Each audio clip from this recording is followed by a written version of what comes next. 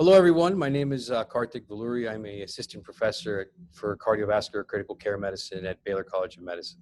Today, I'm here to talk about our experience with COVID-19 in a critical care aspect. The primary focus for me is to shift it toward perfusion and ECMO. Prior to getting to ECMO, what have we faced? So this is our talk. This is part one. Dr. Chatterjee will be joining me next after with his insight. I will be talking about the pathway to ECMO. So a quick epidemiology. All of us have been inundated with COVID facts. It's all over the news. It's all everyone talks about. We're also facing it as a population. So general mode of transmission, we know that it's respiratory droplets. You know, it's contact with infected surface. However, now recently that's been debated by the CDC. Airborne aerosolized respiratory droplets, which can be seen during procedures that we see like in the units, like BiPAP or any type of airway-related procedures. If you have coronavirus or if you acquire it through these methods, it usually takes about 4 to 14 days for it to have presenting symptoms, after which there's a progressive course and there's different outcomes. Overall, what the way we control this infection is through contact and droplet spread, prevention, with simple masks, eye face protection, 3 to 6 feet of distance, social distancing, and different agencies like WHO and CDC have different requirements. Overall, this is a very severe disease. However, majority of the patients, and these statistics range between 60 to 80%, only suffer a mild form of it. However, there is the component that gets progressively worse, and this is about 3 to 6 week course for these patients with a severe form of COVID. So how does COVID-19 lead to respiratory failure? The overall aspect of this virus is that it infiltrates, we respond to it, and then sequentially we get worse. There's an asymptomatic state followed by our upper airway tract symptoms, and then slowly our hypoxia and our changes in our radiological imaging set in. What are these events that take place? It's a very busy slide, but this is a graphic representation of the various cascades and processes involved within our alveoli in our lung. Now, the virus binds to everyone's possibly heard about the ACE2 receptor, which is lining majority of our alveolar respiratory tracts, endothelium, cardiac myocytes. It's in the brain. It's found in the GI tract. It's a pretty prominent and widespread receptor. So it's a potential target. But for this sake and for this virus's purpose, our respiratory tract is pretty much where it sort of shows tropism toward. It attaches, infiltrates our cell, and it triggers a massive inflammatory response. Now, the inflammatory response for this virus is determined predominantly individually. Like, not everyone has a clear-cut, cookie-cutter response to it. Some people can deal with it and they'll have mild symptoms and they'll go away. However, our problem with respiratory failure starts here. As our host responds to the viral infiltration progressively gets worse, it leads us into different situations in which macrophages, antibodies, interferons, interleukins, all these inflammatory modulators start eating away, in basic terms, at our respiratory tract and our functional unit of the lungs, which is our alveolus. This is where oxygen is being transferred from our air that we breathe in into the bloodstream. So it's a very vital component to our existence. And that's why this is such a severe disease. So just in general, these are some of the findings that we've seen. CT has been shown to be a better modality in detecting changes in regards to COVID-19.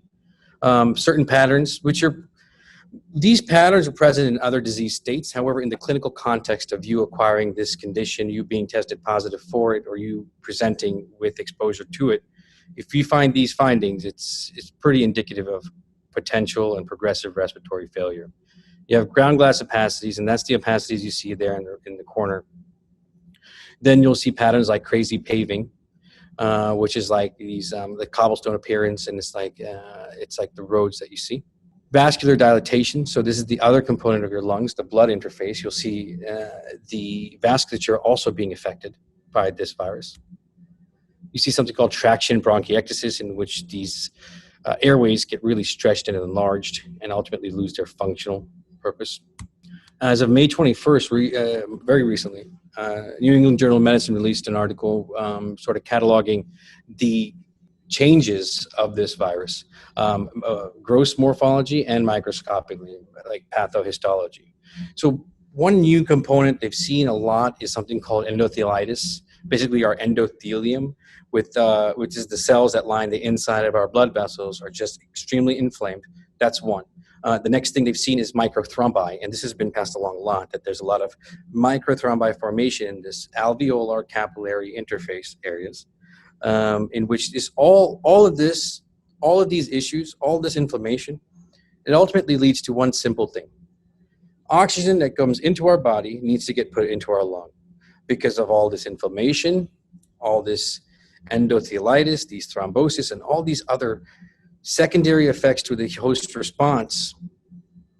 That barrier is created, and that interface where oxygen can easily be transferred from air that we breathe in, put into our blood, is destroyed. The severity of how much this occurs in different types of people is dependent on the host factors. That means if you're susceptible to it, we don't know exactly which conditions make a certain person susceptible. However, we do know the general things of age, heart disease. We see it less in children, they say, but we see a different form now. And other comorbidities associated with this has shown to have a more severe outcome. So what do? This patient comes in, and now you know how this virus affects us and how it infiltrates our lungs, how it causes the inflammation in our host system, and then it ultimately messes up our ability to oxygenate our blood. So over the course of the last 3 months, there has been 3 major issues that have been associated with COVID and critical care medicine. Number one, understanding what it is. And that is an ongoing process by doing studies from Wuhan and everywhere else. The next thing, that what do we do and how do we prepare for it? How do we protect our own people and staff? That's another focus. And then the biggest thing was, what if we have a increased amount of patients that surpasses our hospital capacity, which is a surge, which we circumvented. Majority of external factors took place, like mitigation strategies. We tried containment, like contact tracing and stuff like that. But these mitigation strategies with social distancing, quarantine, and everything has led to a slowly flattening of the curve as of now. So our ICU, luckily in Houston, here at St. Luke's, wasn't inundated. We were able to handle the capacity that we got in. However, that's just one aspect of this entire thing. The other aspect of this is, okay, versus another respiratory failure patient, such as with COPD or so pneumonia, how does COVID differ, and what do we do? So we've established, amongst a collaboration with pulmonary, critical care, cardiovascular ICU, anesthesia, surgical ICU, group of critical care doctors and administrators, everyone's got together and created a agreed-to format, which basically sets a few rules and protocols when a patient came into our ICUs, and how do we treat them. Once again, this is important to remember. Oxygen needs to be delivered to the blood. How do we do that? First step, we isolate them, droplet, and make everyone safe, healthcare workers and the patient himself. We initiate low flow oxygen. That means 1 to 6 liters of oxygen to see if their oxygen saturations are going above 92%. Time goes by, and as this inflammation is occurring in that patient's body, he's requiring more and more oxygen. Now we would escalate to something called a non-rebreather mask. And this is approximately 15 liters per minute. And there's no humidification at this point. Simultaneously, this patient would be transferred from a different aspect, from an investigation room to a critical care isolated unit, and that would be happening to that patient. The next major thing is something called heated high flow, or heated humidified high flow nasal cannula, and it's called Vapotherm, is a brand name. Basically, this delivers a high liters per minute, like 40 liters per minute, a lot of oxygen into the body. Now, this method is debated whether every institution is different. Some institutions say don't do it because it increases aerosolization. However, we believed it worked as long as we were in a negative pressure room, made sure all the precautions and barriers are done. And this would prevent us, in the setting of COVID progressively getting worse and causing further and further impending respiratory failure in these patients, to improve oxygenation and maybe pull them out from the edge. If that didn't work, then in case-by-case selected basis, we would use BiPAP or CPAP, the mask, the non-invasive positive pressure ventilation. Fine. COVID is eating away at the lungs, and all these experimental treatments that are under clinical trials right now, like convalescent plasma, remdesivir, tocilizumab. So these treatments will be ongoing parallel. But as they're ongoing, and hydroxychloroquine, right? So as they're going parallel to this, we don't see any improvement in oxygenation. What else do we have left but to intubate the patient? And that's where the ultimate step comes in from the medical ICU and our oxygenation strategies. So when would we intubate this patient? We've tried all of these methods. Now we're at an oxygen saturation despite maximum level of treatment, including Flolan, proning the patient. That's just a completely different topic, but proning has been shown to help. We see a O2 less than 65, SaO2 less than 92% on high flow nasal cannula. We see the patients in respiratory distress, respiratory rate greater than 30. CO2 is building up, and his patient's getting more acidotic, his pH. Impending respiratory failure with metabolic variations despite maximum capacity to supplement oxygen is when we would intubate this patient. We don't wait that long till it hits that point. A clinical day-to-day decision and patient-by-patient decision is made to intubate the patient. Fine. COVID is continuing to eat away at the lungs. We're unable to oxygenate. We've intubated to force air into their lungs to get it into their bloodstream. So this acts and this behaves in a radiographic manner as something called ARDS. ARDS has been around for 60 years now. Now, the thing with ARDS is it's a broad umbrella term. It basically says that your lungs are supposed to be like balloons, but now in the case of COVID or ARDS, they're like cement blocks. And that's what we have to try to oxygenate. So over time, there's been different trials and strategies that have been accepted. Now, what are these strategies? PEEP, which is positive end expiratory pressure, is the amount of pressure you push inside the lungs to keep the airways open. That is a very important parameter that we can adjust with the ventilator. Try to increase PEEP, keep the airways open to deliver more oxygen. Tidal volumes, okay? We try to maintain a low tidal volume in these patients to protect it from trauma or barotrauma, pressure trauma. It's a strong recommendation. Other small technicalities we see within mechanical ventilation is plateau pressures. We want to keep it under 30. If we want higher PEEPs, we have to determine based on a severity scale, ARDS severity scale. If it's severe, we increase PEEP. Other methods have been tried, have not been proven, such as different ventilator strategies, such as APRV, inhaled Flolan. But overall, it's been generally recommended to avoid steroids in these patients. We prone them and we try all these strategies associated with ARDS to increase oxygenation to the lungs.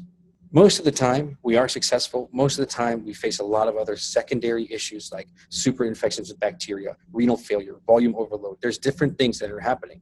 But once again, the basic thing comes down to this. We need to get oxygen into the bloodstream. Now, we have tried everything from nasal cannula to high flow nasal cannula to mechanical ventilation, but we are still at a point where we are not oxygenating these patients.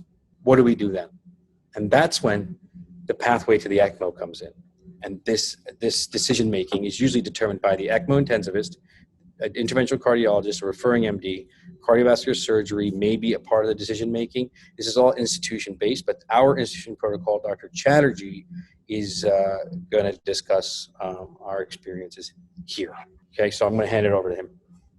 Hi, my name is Shubhashish Chatterjee. I'm a cardiovascular surgeon and critical care intensivist, as well as the ECMO program director here at Baylor St. Luke's. Today we'll discuss ECMO for respiratory failure in the COVID-19 pandemic and our experience here at Baylor St. Luke's and the Texas Heart Institute. So, the ECMO services that we provide here fall into two broad categories, cardiogenic and respiratory. The most common indications are post-cardiotomy cardiogenic shock, post-myocardial infarction cardiogenic shock, decompensated heart failure, ECMO in the CPR or salvage settings, and those cases to support our VAD and heart transplant patients. On the respiratory side, it's typically for ARDS, for pneumonia, to support both lung transplant candidates before and lung transplant recipients after their procedure. And the incidence that we use ECMO for respiratory failure currently is about 20%. Over the course of our Baylor St. Luke's experience, we typically do somewhere around 120 cases a year in terms of our overall volume. And this, you can see, represents about a 25 to 30% increase over the course of the last 3 to 4 years. What you'll also notice is that about 3 or 4 years ago, we had very low survival. Approximately 1/4 of our patients, both in respiratory and cardiogenic reasons, actually survived.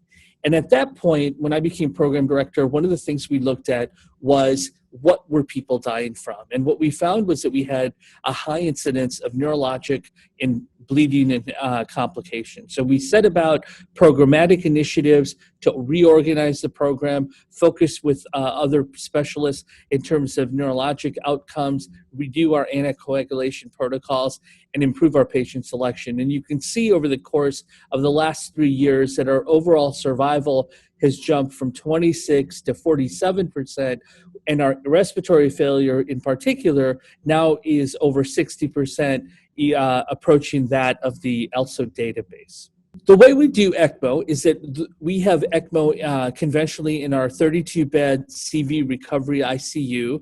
This is where all the cardiac surgery, liver transplant, and mechanical circulatory support patients go to.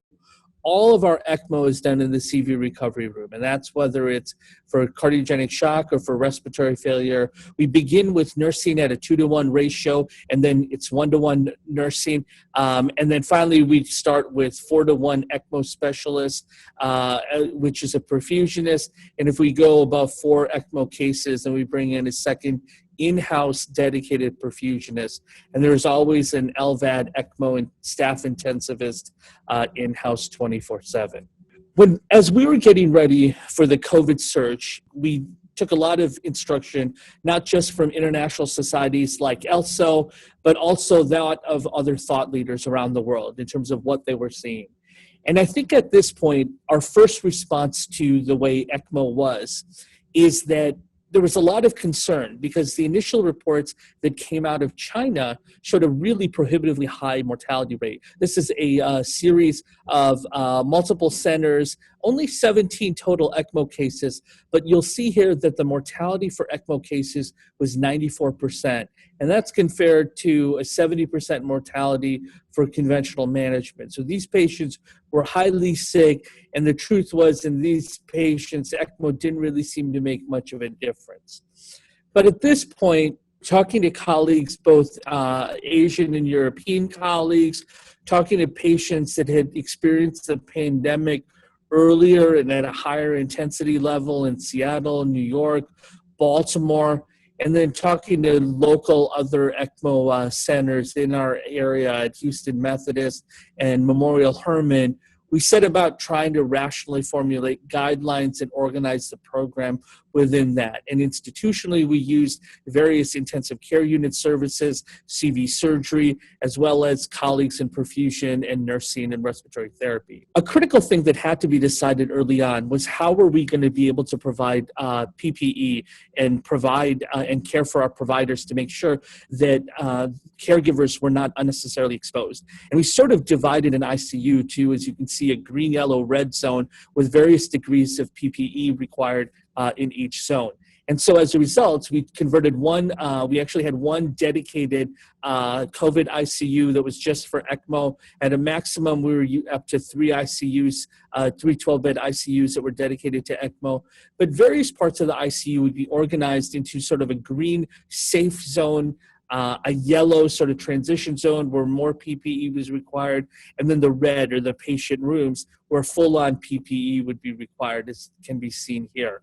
We were able to bring out some of the equipment, not the ECMO circuits themselves, to be able to limit the amount of exposure that different care providers would have going into the rooms. So instead, we still, during this phase, during the ECMO surge, we still did most of our ECMO in the CV recovery when it was for cardiogenic shock or for post-cardiotomy shock.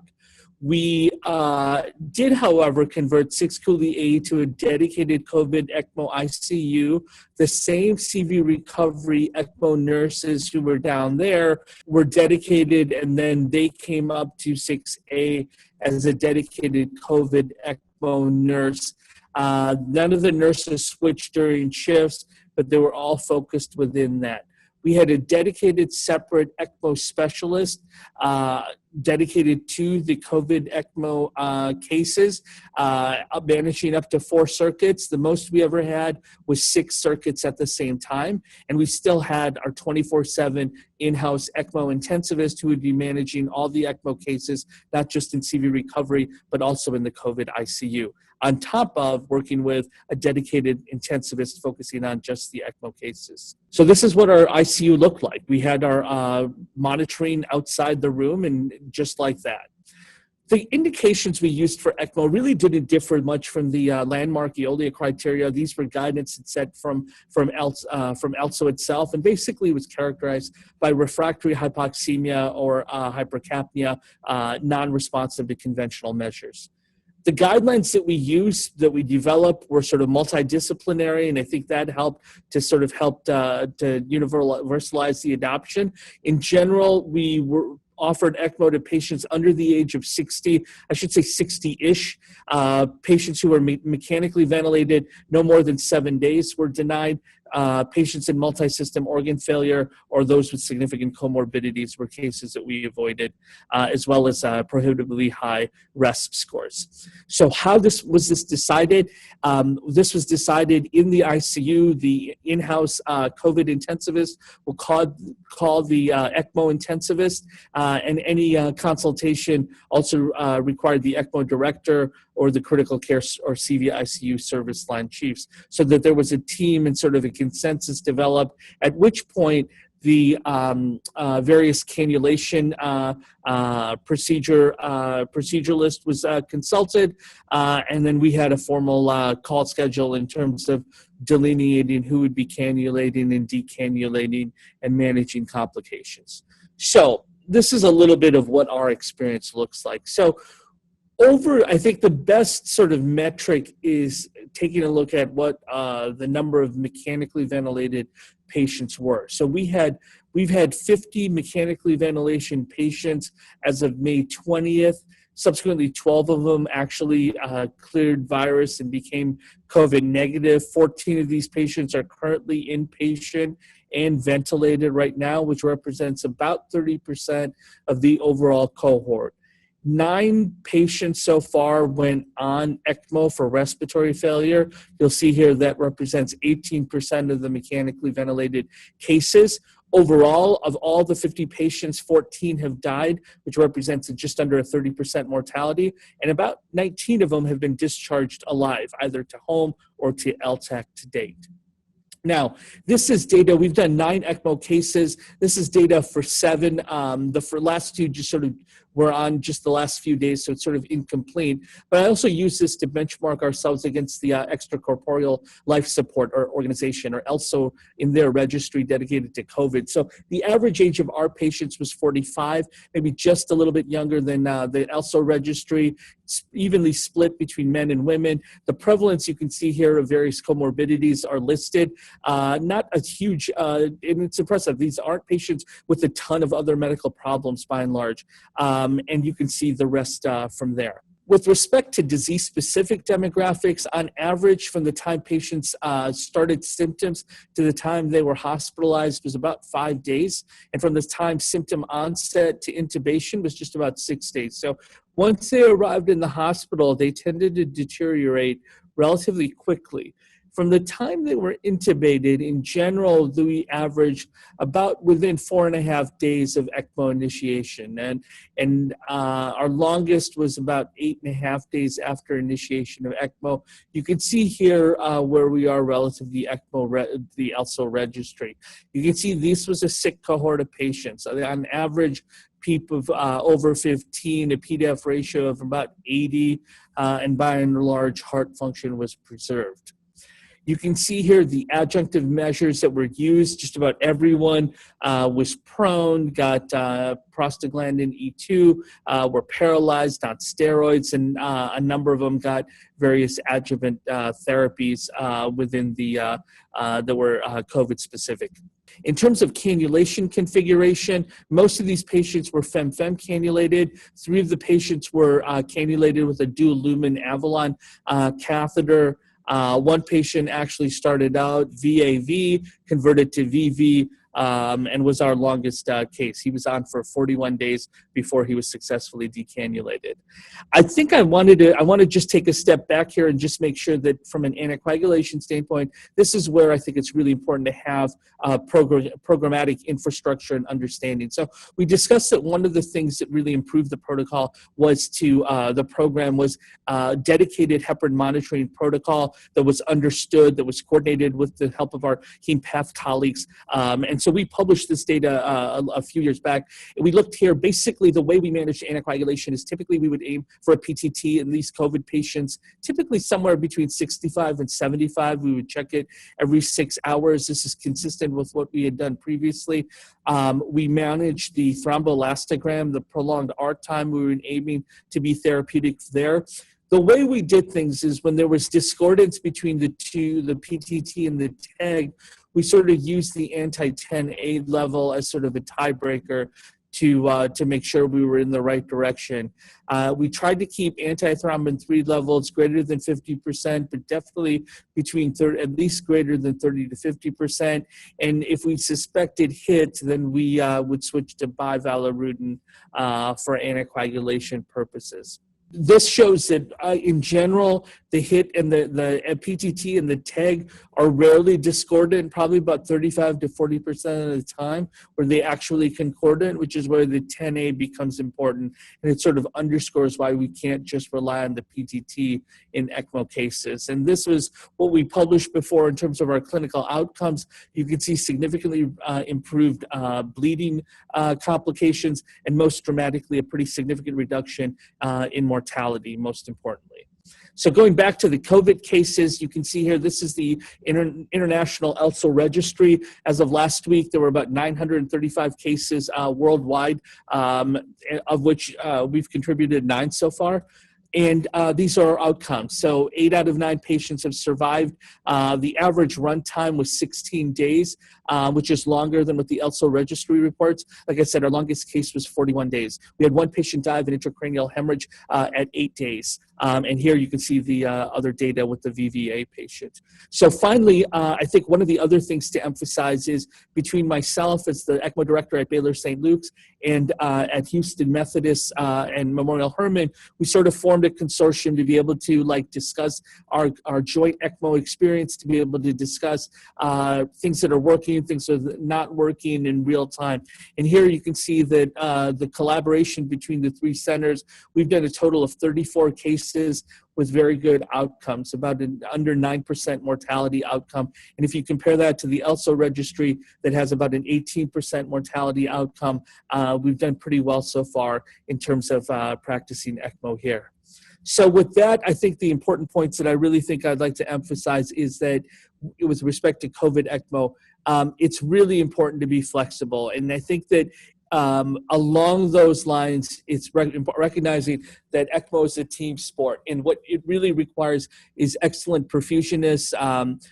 People like Rashid Moody and Adam Harshman and all of our colleagues within perfusion have done a great job being flexible and working within that, working with our nurses to be able to make sure that we can do this at a dedicated way and to do this as safe as possible and in real time. I mean, there's no playbook for how to do COVID ECMO. We had to sort of discover this on the fly, and everybody wanted to do the best job they could for their patients. And as well as working with our intensivist colleagues to be able to work this right away. I think one of the unique challenges about this time was that it's important to set the family expectations. Normally, there's always an opportunity for a face-to-face encounter.